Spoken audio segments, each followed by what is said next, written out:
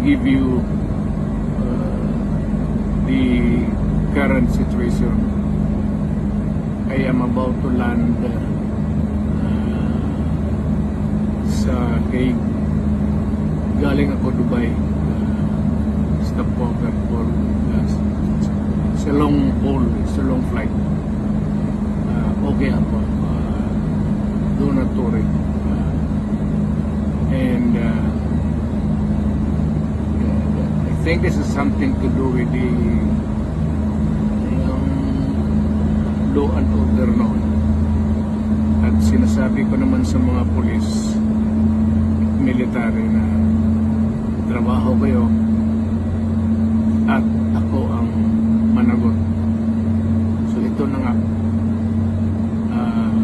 for all of the whatever happened in the past, ako na yung nag-front sa ating law enforcement at military. Sinabi ko na I will protect you and I will, ako ang managot sa lahat. This will be a long legal